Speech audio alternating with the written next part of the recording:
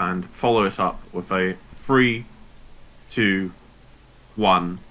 Mark. Perfect. Hello, everyone. Welcome to the Golden Talkies. We're back once again. We are. I'm joined, as ever, by my delightful co-host, Duncan. I am Jamie. That's what the people call me. Nice. That was a good. We normally don't introduce ourselves, so that was a good. No, we don't. And you know what? That's probably an oversight. On this podcast, we talk about films that came out 50 years ago this week. Except we're not doing that today because it's January. No one was releasing films, and we thought it would be fun and good and algorithm friendly to do a top 5 list of the films from last year, which in the Golden Talkies timeline was 1970. Yep, I'm already thinking about what hilarious titles we can give this episode, where we say it's the best films of 2020, but that actually means best films of 1970, and it's going to be really hilarious. So I'm very unprepared for this, Jamie. Despite us discussing this many days ago, I've only just opened up our YouTube channel to look at the films we watched. So, have you not even written a bloody list? No. I've got no list. It takes 5 minutes. I've got no. Well, look, Duncan, because we haven't done an episode for a while, so I'm going to talk about what happened in actual history. In the last 2 weeks. Okay. During that time, I want you to write your fucking list. Okay. Just stay quiet. Right. I'll do that for you, just for you, Jamie. Talking to the boys. On December 23rd, 1970, where we left our story, the 7,511th performance of Agatha Christie's The Mousetrap happened in London's West End. That is the longest running play of all time. And this was the performance where it achieved that record, I believe. French author Regis Debray was freed in Bolivia. And as always, the USSR performed a nuclear test. Nothing else that interesting happened that day. On the 24th, 9 Jews were convicted in Leningrad of hijacking a plane. And as we've discussed before, Walt Disney's Aristocats was released. Me and Duncan. Quite boring film. Other than that, nothing that interesting happens on the 24th, other than the death of Gideon Numalo, a South African jazz pianist. So you're just gonna go through every event that happened? Yeah. No, I'm being selective. Nothing That's of interest fair. happened on the 25th. Nothing ever happens on the 25th of interest. You just keep writing, boy. I'm writing. Can I just check? Can I just confirm we're doing the 5 best ones and 1 honourable mention for the worst one? Is that correct? Yes, I have another honourable mention as well, but you don't have to have to. Okay, I'm really struggling here to remember anything we watched, but it's fine. You keep talking. Maybe you should just take a little bit of time. Maybe. Nothing interesting happened on Boxing Day either. On December 27th, Hello Dolly closed at St James Theatre, New York City, after a 2,844 performance. Hello Dolly, which I assume will be turned into a film fairly soon that we will watch in a couple of years, was responsible for the death of the big-budget Hollywood musical, you might know, Duncan. Right, cool. Was its degree of failure. So that's a little bit of history happening in real time. On the 28th, the North Yemen adopted its constitution. Other than that, nothing of interest. Do you know something I just thought that we could have done? It would have been really cool. Yeah. We could have done like specific awards, like the best war movie and the best western and the best film about family. That would have been clever, wouldn't it? I've got 2 specific awards to award. You can come up with a couple of your own categories if you want to. Right. We're very unprepared. I mean, me specifically. I'm very. Yes, I am actually incredibly well prepared, as anyone listening will realise. Right. The OSHA was passed in December 29th, 1970. I didn't know that. It's pretty interesting. Richard Nixon signed that into law. Good old OSHA. Cool. I don't know what that is, but. During that last year, the cost of disturbances and riots in Northern Ireland was estimated to be £5.5 million. It says R today. It can be in today's money. That sounds like not a lot, but whatever. Sonny Liston died. Foul play suspected. He was a world boxing champion. December 31st, 1970. Eisenhower was put on a dollar coin, and Paul McCartney formally dissolved the Beatles with the lawsuit. Which, that is very much an end of an era. If you're ever going to define an end of the 60s, that wouldn't be the main event, but it would certainly be an interesting, a notable one. Other than that, nothing too important. January 1st. Cigarette advertisements were banned on TV and adverts on January 1971. I assume that means in the US, but that's pretty interesting, yeah. How curial. Because Lord knows people have been smoking these fucking films enough. Looking at the films we've watched some pretty good ones. We have. That's going to be the subject of today's episode. So I think I've got my list. I've got the 5 best ones. I've got 2 honourable mentions, and I've got the worst one. Okay. So if you want to wrap up the. Okay. Well, January 2nd, right now, in 1971, there was a spectator crush at. I should know how it's pronounced. Ibrox Park in Glasgow as Rangers supporters. There's a lot about that. There's a lot about that on telly. Ah. Do you not see all that on the news? I don't watch the news. Because everyone remembers Hillsborough and whatever the other one was, but actually the Ibrox one was one of the first huge ones, and it was pretty sad. Quite bad. Yep. 66 deaths, 200 injuries. What else? Alarming. January the 3rd. Nothing there. 4th. Blah blah blah. That's my opinion on January the 4th, 1971. Right. Shit day.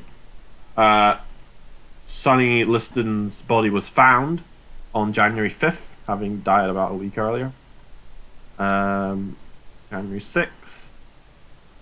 Neil Young returned to Canada for his first concert since his pre-stardom days.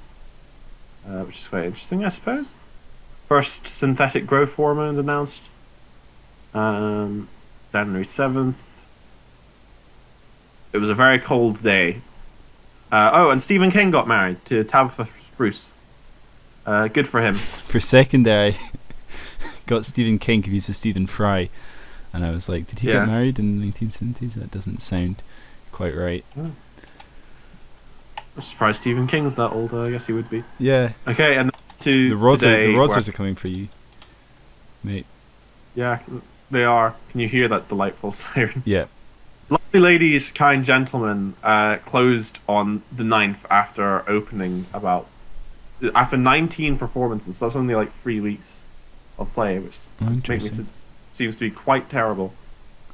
Lively and Yiddish closed on the 10th, which I believe. 4 Men Were Tarred and Feathered by the IRA as well, and that brings us to the end. And Coco Chanel died on the 10th as well. So that's quite an eventful day. Okay, I think I've got my list. You got your list. Okay, so I was thinking we could do it Siskel and Ebert style. We could just bounce back and forth, going from bottom to the top, doing one at a time, and then we can talk. And if we happen to share an entry, then we'll mention it. Okay. Okay. So shall I start? So I think we should start. We should do. How many honourable mentions have you got? I want to do my honourable mentions at the end. I've only got one, which I'm going to actually reformat as an award. Because I was thinking we could do like the bottom 3 of our top 5, so then the worst one, then the second of our top 5s, then our honourable mention, then the top one. Yeah, actually, no. Let's do that. That's like a good format, doesn't it? Yeah. Okay. So what's your 5th one? My number 5 one is a little film called Le Cercle Rouge. Or Circle, which for people who weren't there when we were talking about that one was a heist film. Was it Jean-Pierre Melville made it? I don't know. Just quickly before you go on, if we have one, if someone says one of their top 5s, and we also have that in our top 5, we should just discuss it all in one, right? Yeah. Not that this one is not in my top 5, but this was a Jean-Pierre Melville film. Yeah, that's right. Yeah. So as I mentioned at the time, it's quite hard to discuss the appeal of the Red Circle in words. It's a heist film But what really impressed me about it was its attention to detail. It's a very elegant film. There's lot of, I don't know, subtlety, Yeah. a lot of smoothness of actions, beauty of movement even. I think it's probably one of the most standard films that we watched the entire time. Yeah. I should mention, by the way, for anyone this is the first episode, me and Duncan started doing this over lockdown, so we didn't do a lot of films from the first half of the year, just to give some context. Although we put in a couple. Yes, so we I think cheated to our couple. I don't think we missed really any big films from 1970. But you said I believe, Airport or something. Airport is the only massive one. Yeah, but we definitely will have missed a lot of small ones that came out around this time and into it. The good news, Jamie, by the way, is that lockdown's back now, so we'll have plenty of time to do the podcast. Who knows? It might be. We might go back to our regular schedule of one a week. Yeah, we'll try. We don't promise, but we'll try. Yeah. Anyway, but yeah, I just thought it was a really pleasant watch. I don't think it would revolutionise the world, but I think if you're just in the mood for some typical genre fare, then this is the absolute top tier of that. Yeah. I don't know if you have anything to add. I would have to agree. It's not in my top 5, but I had forgotten about how good the heist scene was. Because they just kind of let it play out in real time and stuff. It was a good heist scene. It's a good film. It's nice to have a film where like the heist just sort of goes off without a hitch in a way. Yeah, very smooth. I don't know. There's no like dumb planning sequences particularly. It just runs through. It was nice. It was good. That was a good one. Not my top 5, but it's definitely also a very good film. But like compared to The Flash of Ocean's 11, which is a very like energetic and attention grabbing film, it's a lot more gentle. Yeah. Which is quite an interesting point of comparison. But yeah, true. So that is my number 5 pick. Over to you, Duncan. My number 5 pick is Catch-22, because I just think the story of Catch-22 is so good. As I mentioned many times during the episode, I do think that the book of Catch-22 is better, and I think that the recent TV show they made is also better than this film. However, I think just looking at the film on its own, it deserves to be in the top 5 because it's a really well-made film. It's a really good story. It's got cool characters and sets and all that stuff. So yeah, it's definitely for me number 5. What are your thoughts? I like Catch-22.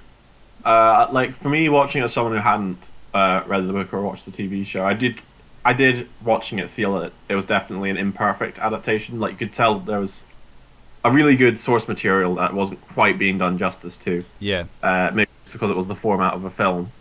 But like that skeletal structure was really strong. It was just the stuff on top of it didn't put me off so much, but I just left me short of being able to love it. Yeah. I still intend to read the book at some point. I've got a lot of respect for the fact that they stuck to the book structure, because as I said, the TV show I loved, but it did it in a much more chronological bit. There was still a little bit of jumping back and forward, but it was much more chronological, whereas I think I have a lot of respect for this film for really trying to stay faithful to the book, which is obviously quite difficult given how much it jumps about and how many characters are and all that stuff. But yeah, for me, that's my number 5. Alright. My number 4 pick then is a film we did very recently, El Topo. Oh, that's on mine as well, but it's higher up. Makes sense. But yeah, as I mentioned during the episode, El Topo, I was pretty sure was going to grow on me as the sort of time passed since I watched it. That is true. It has grown on me. I really, really am happy I watched it. And there's a lot of really interesting imagery. It's an acid western. I suppose I should talk about the plots of these films. It's about a man who seeks a certain spiritual enlightenment in a very surreal western landscape. It's a film that's more felt, I suppose, than told. But you know what? It's got interesting ideas. It's got interesting stuff to see. I really found it a quite fulfilling experience. Listen to the episode if you're curious, I suppose. Yeah, definitely. So yeah, El Topo's higher up. Hard for me. film to talk about. Yeah. So I will talk about it. Well, I don't really have much more to add to that, but I'll talk about that when I get to it on my one. Fair enough. My number 4 is Getting Straight.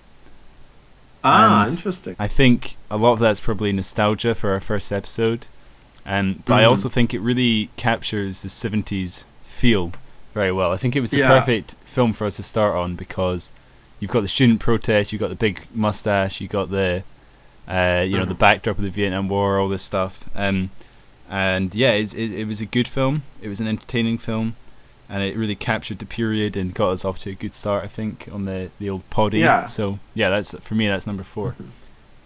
Yeah,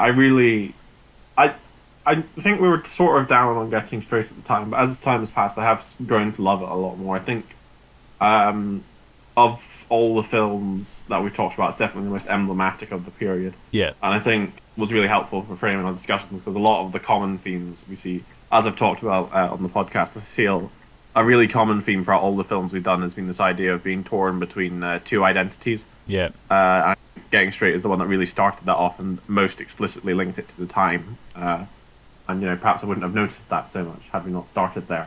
Yeah. So yeah, good for them. Indeed. All right. My number 3 pick, which I'm going to bet quite a lot of money you have on your list, is Patton. Ooh. Do you? No, it's not on my list. Do you? Disgraceful. Patton is a big epic film about a general in World War II. I can't remember who directed it, but it's a big budget thing. Francis Ford Coppola did some work on it.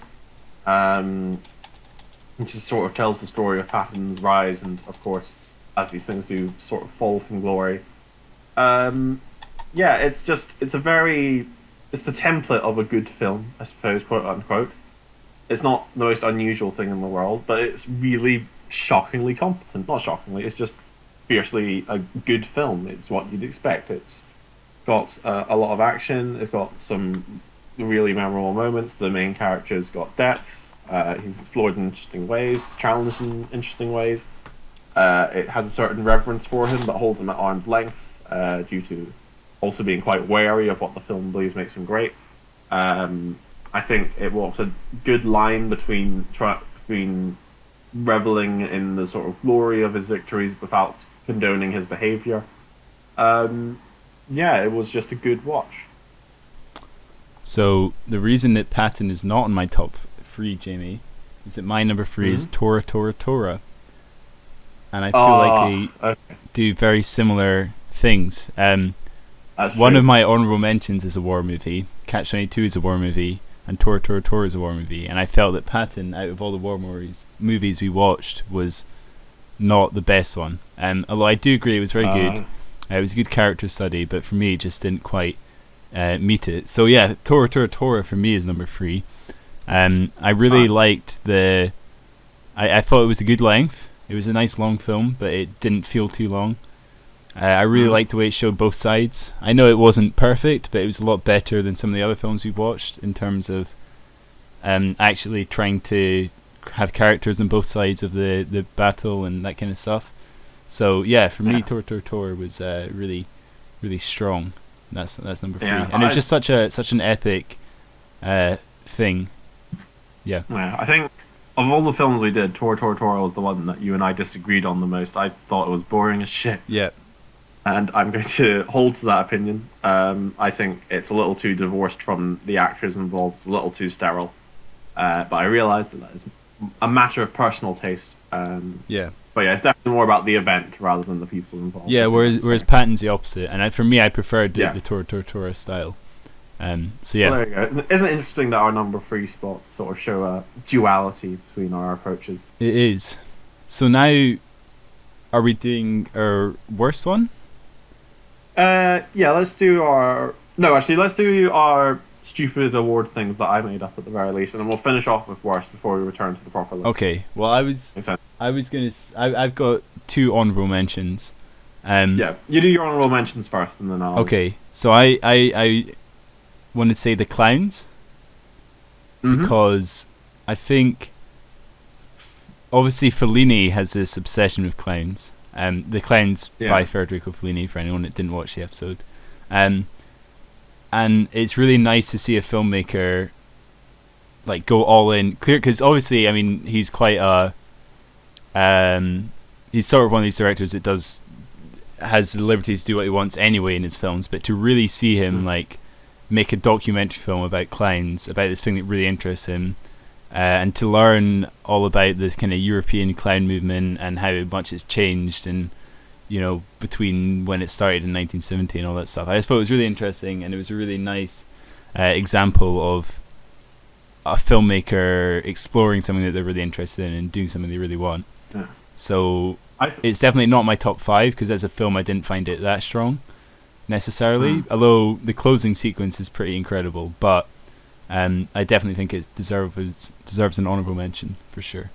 Yeah, I think Fellini's E-Clowns was, I think, the film more than any other this year that I was too dumb for. Yeah, maybe. That sounds about right. You can call it intelligent. You could also perhaps call it self-indulgent. I think both are true. Yeah. It's definitely very much something Fellini wanted to make. It's very personal, and it deserves to exist because of that, and I do really like it because of that. But I think that's the reason why I wasn't able to form a personal connection with it that I think would be able to make it work for me. Yeah. So,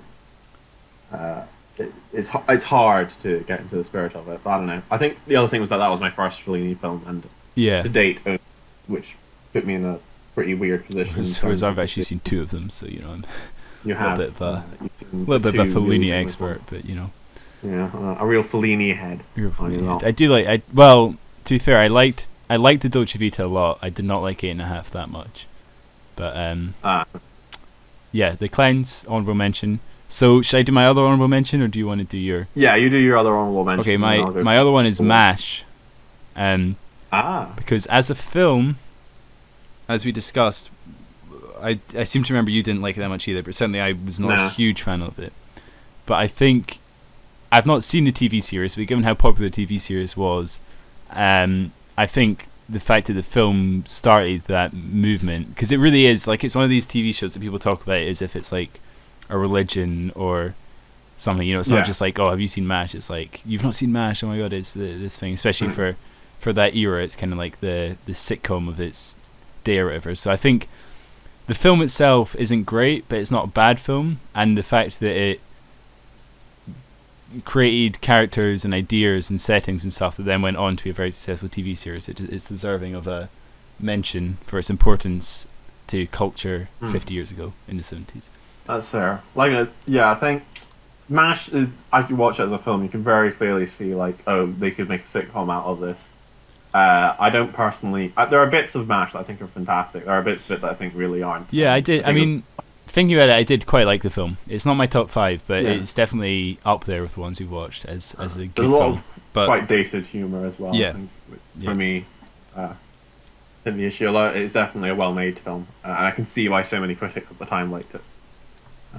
But more enlightened one view. Okay, my 2 awards. I will do these now. If we do this award show next year, I will add more. Okay, my first award is the award for film most emblematic of the time, which, as we discussed earlier, can only go to Getting Straight. I see. I thought very clever. Important that if we're doing a podcast about watching films 50 years ago, we should talk about the film which was most of that. And yeah, it's Getting Straight. It's really emboldened the spirit of the era, the sort of counterculturalism, the emerging conservatism, which by the end of this decade will have won. Yeah. So it's just with that in mind, what for you is better about Getting Straight than Beyond the Valley of the Dolls or Performance? Or I think those are the other 2 that are really could fit into this category. Well, Beyond the Valley of the Dolls is sort of a satire of what the sort of white conservatives at the time would think of the counterculture, I suppose. Yeah. And in that way, it sort of scuppers itself. Sure. It's an exaggeration, and I think you kind of need to be in the in-group to appreciate that. Performance, I think, when we're talking about like the dual identities theme, Performance, with the exception of maybe one other film that I'll talk about later, is one of the strongest articulations of that theme, and certainly most strongly ties it into music with Mick Jagger's role. Yeah. But I think the issue with performance, and I mean this very nicely, is that quite a lot of it is a bit shit. Yeah. Which the issue with talking about performance. That's fair. So those are my reasons. Those are good reasons. I quite liked performance actually. Now that I think about it. Yeah, there's performance. Also, just having distance from it helps. But at the end of the day, like the issue with performance is that it's just there are just bits of it that are really weak, particularly before Mick Jagger shows up. It's really there's an hour of it that's fantastic, and then the rest of the film's just kind of a pain. I don't know. Mm-hmm. Even that's putting a bit of an exaggeration, but you know, that's fair. Ain't that the way? Cool. What's your and other the award? Second award is the James Carson Award for Best Opening Credit Sequence. Can you guess what I'm going to award it to? Is it what's it called? A Man Called Sledge? No, Man Called Sledge is a worthy runner-up because it does have a good song. Oh. But the award goes to There Was a Crooked Man, which not only has a fantastic opening credits song, but also has good animations to go with it. They were similar openings, but yeah, you're right. There was Crooked Man. They are very similar. They are both songs for cowboy films. There was a man called Sledge. There was a crooked man. That man was me. That there was a crooked man. Yeah. He walked a crooked mile. Man, have you ever thought about becoming a singer or anything? A crooked smile. That I do. And then Sledge just talks about gold a lot. Sledge is very hammy. Oh yeah, it's don't take another man's gold. That. What'll happen when you take another man's gold? Don't take another man's gold. Also, Sledge's opening credit sequence is slightly harder to find on YouTube, so I listen to it less often. Right. But fair enough. There you go. No other massive, I think, competition for that award. I guess Aristocats is the only other one that really puts in a lot of effort. Yeah. And Carry On Loving, which has a lot of stupid gags. Yeah. But not really in the same, not in the same league. Okay, shall we go for worst films? I think I know what yours is going. Second best, and then worst, and then best. Okay, let's do that. Yeah. Okay, my second best film, which might shock people, is because it was the most highly rated film I think I did all the time. Oh, other than Alto, I guess. Is The Conformist or Il Conformista. Shocking. Which is about a gay Nazi who is pressured, I suppose, to conform to the regime and the various moral crises that result. It is directed by Bertolucci, I think is his name.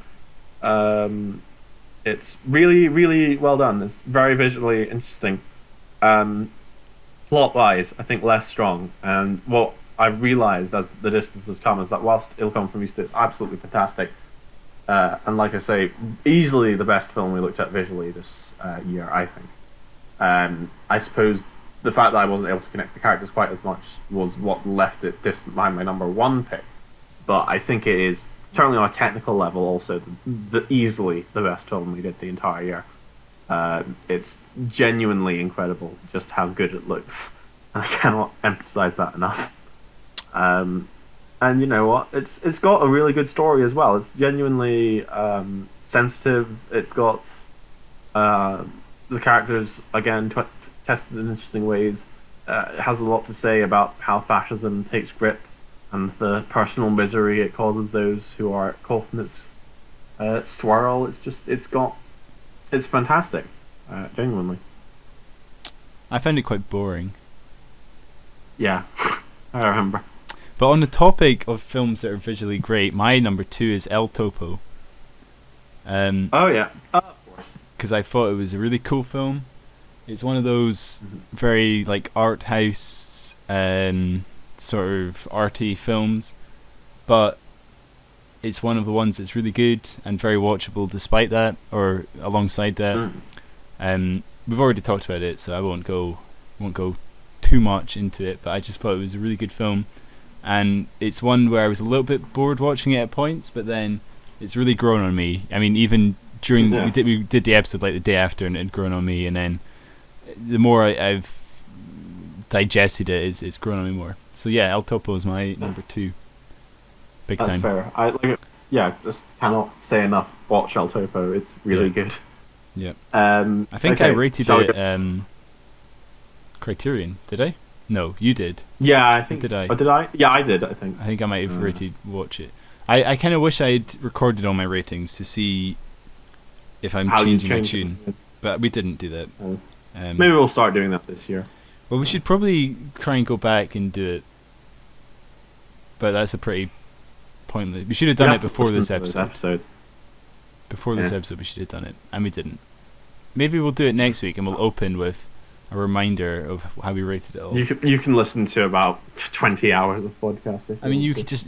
I think I would probably just skip through to the ratings. I don't think I'm dumb enough to sit and have to listen through. Well, not. Oh, I guess you could wait until we stopped talking about the film. Yeah, it's pretty close to the end, isn't it? I mean, we've kept pretty well on the talk about the film and then talk about other stuff. Anyway, okay. Worst films. I shall go first. Yeah. I think.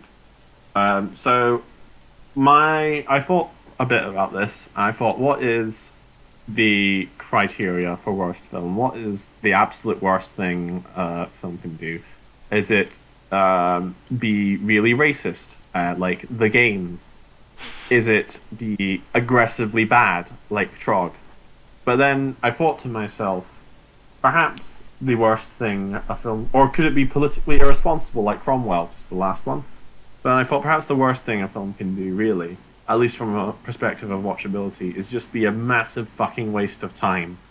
And so, with that perspective, the film that I most regret having spent an hour and a half watching, that I felt did not enrich my life in any way, is the other half of the double bill of The Red Circle, The Private Life of Sherlock Holmes. Oh, wow. Just massive missed opportunity. Oh my god.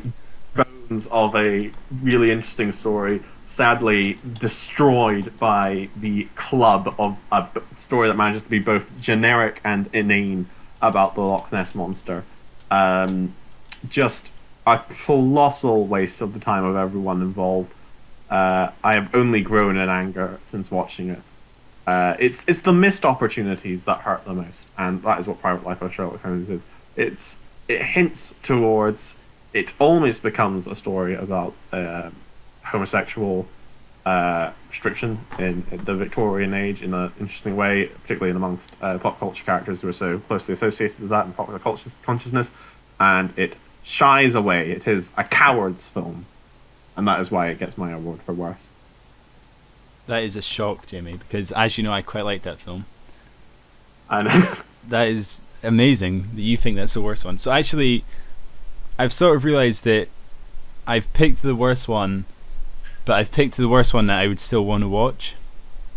So, so maybe I should sort of do another worst one. I'm not really sure what I would do. My worst one I said was Trog, but I was going to say I'm almost certain you picked Trog because I remember how aggressively I hated it when we were. I did hate it, but also it's very watchable, and it's as you said, it's aggressively bad. Well, that's sort of the thing about Trog is like you think it'll be watchable, but after the first half that's hour, true, it isn't. Do you know what? You're right. I remember that now. Flawed. It's one of those ones where it goes past so bad it's good. Right. So you've got like a way of doing it. Right. There's films that are just bad. Right. And then they go down to so bad it's good. And I feel like Trog is below that, where it's just so bad it's bad. You know what I mean? Uh-huh. You get what I mean? Like it's just it's beyond anything. But at the same time, it at points it is entertainingly bad. So it's got a mix of, because some of the films we watched I found very boring. Like The Vampire Lovers, I think was just very forgettable and boring. Whereas Trog, it had a certain camp charm. Trog is stuck in my mind. But not for being a good bad film, for being a bad film, but it has still stuck in my mind. So that's why I'm giving it this worst film, because I don't know if it is actually the worst film we watched. I mean, in terms of the ones I don't think it's the one I regret watching the most necessarily, because there were moments of fuck, this is awful, and getting some kind of sadistic entertainment out of that. So yeah, I've sort of gone for a slightly different way of rating the worst one, but yeah, Trog is it for me. Yeah, that makes I think, sense. Like I said, my runners up for worst were The Games. I just want to clarify that whilst that film does have racially questionable elements, it's not a full-on racist film. I wasn't, Unlike The Great White Hope. Well, The Great White Hope is also really bad, although, in fairness, It's not really racist, but it is. The Great White Hope is definitely on my list for the really boring ones that I didn't. Cromwell I thought was really boring and Yeah, is same. also utterly nonsensical. Yeah. Yeah, I don't think, other than Trog, which sort of gets a pass for being a bit, for being wacky or having a bad costume in it. I don't think there are any truly awful films. Yeah. Uh, I feel like the reason I'm picking Trog is because it deserves the time of day to be rated. Like, I feel like some of the ones you've just mentioned, some of the ones I mentioned, I just find really boring. I could easily say they're the worst ones, but I don't really have anything to say about them. I'm sort of like, yeah, I sat through Cromwell. It was alright. It was pretty boring. It was a bit weird at points, but it had some good costumes and stuff. Whereas Trog is like aggressively bad, as you said, but not in an entertaining way, but still in a way that's worthy of conversation. So yeah, Trog. Yeah, I'm becoming more sure of my choice as we repeat ourselves. I think that's a fair choice. Yeah. All right. Do you want to do a quick drummy roll for my number one pick? Yeah. Bing. My number one pick for the year of 1970 is a little film known as 5 Easy Pieces, starring Jack Nicholson, as an oil worker from a middle class home. This is the film I was talking about when I said that there was maybe one stronger, which dealt with the theme of dual identity. But this is through a class framework, and as you may know, Duncan, as anyone who's listened to this podcast for any time will know, that is my bag, baby. I deeply enjoyed this film. It's grown on me since we've watched it, although I was a big fan of it at the time. I think it's a really personal story in a way. I really like its sensitivity. I really like its theme of sort of not having a place to belong. I think that more than anything is what these films are about that we've done. I think that is in many ways one more direct. I really enjoy the best scene that we did the entire year by far is the one where Jack's character confesses to his mute father how deeply lonely he is. It's just genuinely fantastic. Nothing. I don't think it could have been anything else. Thinking back. Yeah, it was pretty good, that one. Yeah. For sure. So, something I've just remembered, by the way, while we're talking about the worst ones, is the fucking out-of-towners, man. Not the worst one, but if I had to pick the most anxiety-inducing, horrible feeling film we've watched, I would have to pick the Out-of-Towners. What about Watermelon Man? You haven't mentioned that. Was that anxiety-inducing? I don't know. I never saw it. It was anxiety-inducing in terms of, wow, this is really dodgy. But I don't know if it was. I don't know. I don't know. Shall we finish off your number one pick, which again I think I have a good idea of? Do you? What do you think it is? My guess is that it'll be I Never Sang for My Father, because you were such a big fan. That's right. You got it. Hey! Bing, bing, bing, bing. No. That's my number one pick. I thought it was a really good Fair enough. exploration of father-son relationships. I remember how I felt watching it. I always think you can judge a film by how much you feel coming out of it, and that one really had some feels, man, and it had relatable moments from other people, from me, from anything. It was good. It was really good. Yeah, that's my number one. Yeah. Bing, bing, bing, bing. So there we go. And I just counted them up now. 29 films we did total throughout the year. If we include Watermelon Man, which I didn't watch. Me and Duncan's top picks are 5 Easy Pieces and I Never Sang for My Father, respectively. Which are quite similar films, actually. Yeah, they are very similar in films. many ways. They both deal with father-son relationships. Yeah. Heavily, which perhaps is more on us than them. So but nonetheless, they were good films. yeah, maybe there's some deep rooted I don't know, psychological elements that Jamie and I share about fatherhood. Interesting that neither of us picked Love Story, despite it having... Neither of us picked Love Story because it's shit. But it's interesting how a film can have very similar themes and just not be as good. That's true, but yeah, it's nowhere near a sensitive Love Story. I'm sorry, it's not. It's not in the same ballpark. Definitely not. Yep. So usually we talk a bit more after this, but I kind of want to keep this episode neat. I feel it'll be a good encapsulation. Right. You don't want to talk to Shall me. we just end off here? That's okay. We'll talk next week. Next week we are doing Vanishing Point, and I know we never live up to these things when I say what film we're doing next week. But every time I do it, it's a promise. We will do Vanishing Point next week. Right. Okay. Unless we do a different film or we don't record next week. No. Cool. Bye. All right. Bye. It'll never happen. It'll never happen. Listening. Right. Watch other episodes. This is your first one. Yeah, watch what our last episode has 58 views, Jamie. So everyone that watched that one and listened to this one, now you know what the good episodes are, what the juicy stuff is. If you want more of this, we've got a huge back catalogue now, and we're only going to keep marching forward. Golden Talkies over and out.